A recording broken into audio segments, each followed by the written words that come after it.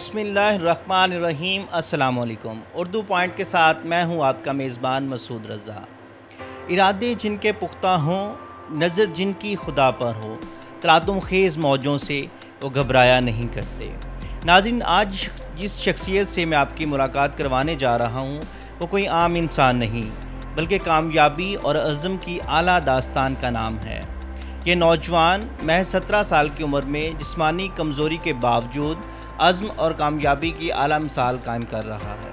हमारे साथ मौजूद हैं मोइज़ शौकत। अस्सलाम वालेकुम। वालेकुम सलाम। मोइज़, कैसे हैं आप? मैं ठीक हूँ अल्हम्दुलिल्लाह। आप सुना कैसे हैं? अल्लाह का शुक्र। मोइज़, महज 17 साल की उम्र में आप मुसन्नफ़ भी हैं, मोटिवेशनल स्पीकर भी हैं, एक NGO भी रन कर रहे हैं। ये सारी कामयाबी कैसे पॉसिबल हुई? अल्हम्दुलिल्लाह, मैं जानता हूँ कि मेरा तू चीज़ ऐसी है तुझे मेरा रब तो ही ऐसी तो ये चीज़ बेकार नहीं बनाता। और अल्हम्दुलिल्लाह मुझे बहुत लोगों ने सपोर्ट किया और मैं अब बहुत काम चाह रहा हूँ। मैं राइटर हूँ, मैं साथ साथ मोटिवेशन स्पीकर हूँ, मोटिवेशन लेक्चर देता हूँ बच्चों को, उनको ट्रेन करता हूँ। तो यार हालात जैसे भी हों हमने हिम्मत नहीं हारनी। तो यही हिम्मत है, अगर हमारे अंदर रहेगी तो हम कामयाब होंगे, अगर नहीं रहेगी तो हम नाकाम शख्स करार दिया जाएगा। मोइज़, आपने अपनी कमज़ोरी के बावजूद अपनी तालीम जारी रखी और आपने O लेवल्स भी किया और अच्छे ग्रेड्स में किया। इस दौरान आपको कौन से चैलेंजेस का सामना रहा?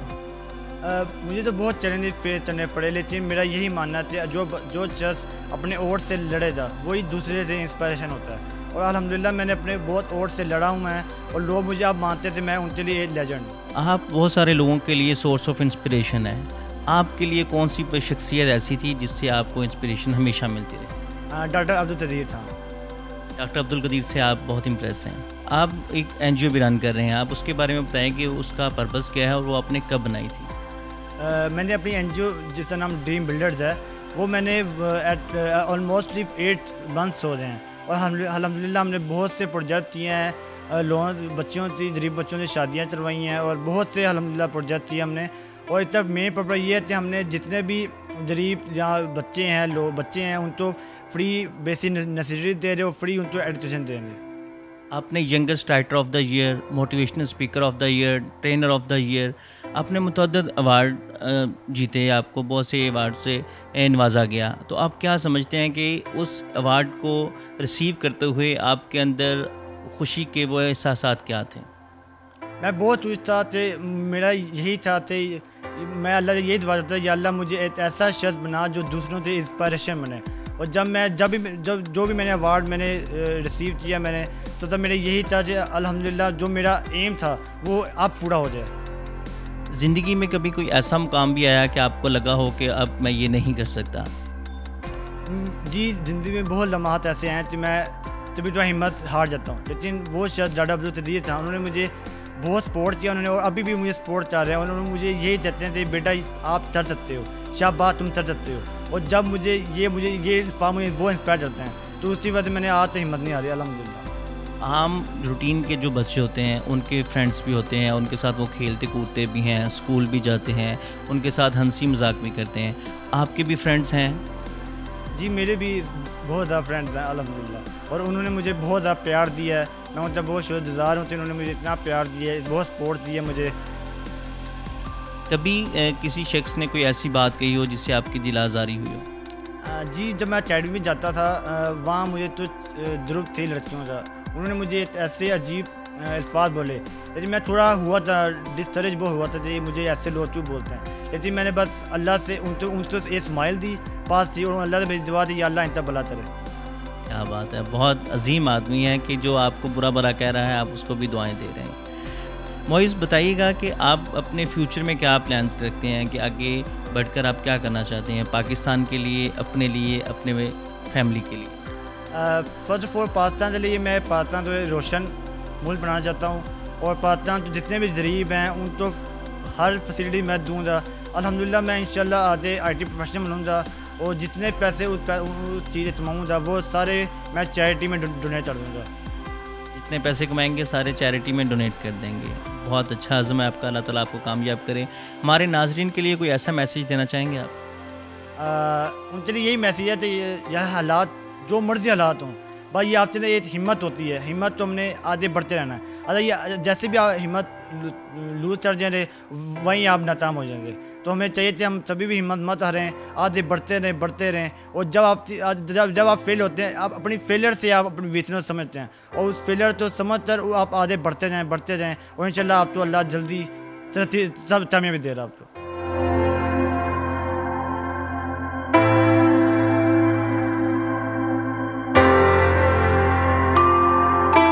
2 साल की उम्र में मोइज़ को ऐसी बीमारी ने जकड़ लिया जिससे मोइज़ की हड्डियां टेढ़ी हो गईं। कई ऑपरेशंस के बाद अब डॉक्टर भी हिम्मत हार चुके, लेकिन मोइज़ शौकत को ना मायूसी के अंधेरे डरा सके और ना ही कोई खौफ हिम्मत तोड़ सका। मोइज़ ने अपनी माजूरी को अपनी कमज़ोरी ना बनने दिया, बल्कि खुद एतमादी ने अमन का सफ़ीर, मोटिवेशनल स्पीकर और मुसन्नफ़ बना दिया। मोइज़ अब तक मुतअद्दिद अवार्ड हासिल कर चुके हैं, जिनमें youngest writer of the year, youngest motivational speaker of the year, youngest trainer, youngest inspirational personality of the year का अवार्ड भी हासिल कर चुके हैं।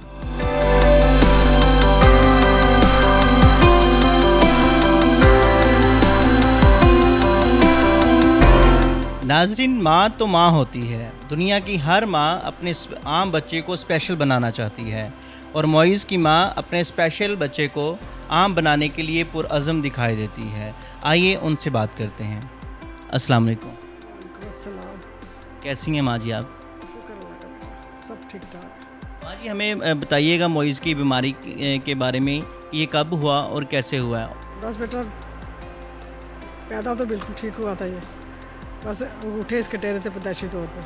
तो डॉक्टर को चेक करवाया था तो कह रहे थे कि 2 हड्डियाँ होती हैं एक साइड पे, लेकिन एक है और एक नहीं है इसके। तो आप आम बूट पहना दें ताकि इसके जो अंगूठे वो सीधे रहें बिल्कुल। लेकिन जब चलने लगा तो गर्मियाँ आ गई तो फिर ये नहीं पहनता था। जब भी चलता था गिर जाता तो चोट जहाँ पर माथे पे लग जाती थी इसके। बस इस तरह बढ़ती गई बीमारी इसकी और इसके मसल्स में एक्स्ट्रा बोन बननी शुरू हो गई। वो ट्रीटमेंट भी करवाया, डॉक्टर ने ऑपरेट भी किए, लेकिन कोई भी कामयाब नहीं हुआ। अब क्या कहते हैं डॉक्टर कि ये बीमारी ठीक हो सकती है? इसकी क्या ऑप्शंस हैं उनके पास? अब रिसर्च तो हो रही है बाहर के मुल्कों में, बहुत उम्मीद है उनको कि इंशाल्लाह ताला कोई ना कोई हल ज़रूर निकलेगा इसका। किसी भी माँ बाप के लिए उनकी फ़ख्र का जो लम्हात होते हैं वो होते हैं जब उनकी औलाद उनके लिए उनकी शनाख्त बन जाए। आपको कैसा लगता है जब लोग कहते हैं कि ये मोइज़ की माँ है? बहुत खुशी होती है। कभी स्कूल से घर आके कोई मायूसी के तासर दिया हो इन्होंने कि स्कूल जो क्लास फेलोज़ हैं वो तंग करते हैं या मजाक करते हैं? कभी कोई ऐसा वाक़या हुआ है कि ये स्कूल से आने के बाद बहुत डिप्रेस नज़र आया हो?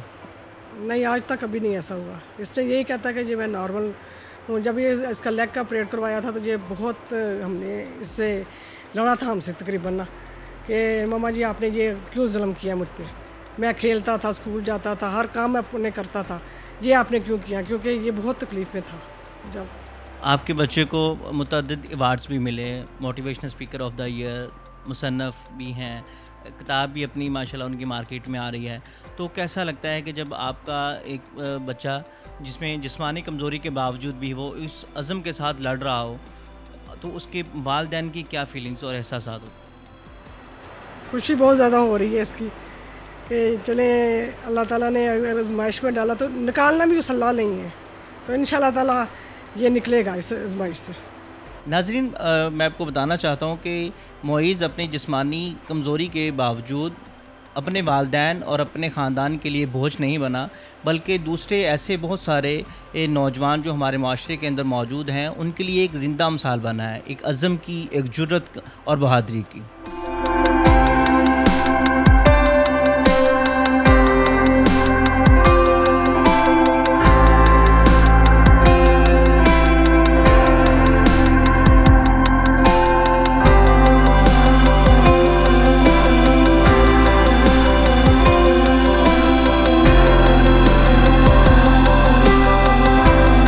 नहीं हूँ नाउम्मीद अपने हालात से, मैं कुछ कर दिखाऊंगा ज़माने को एक रोज़ मैं।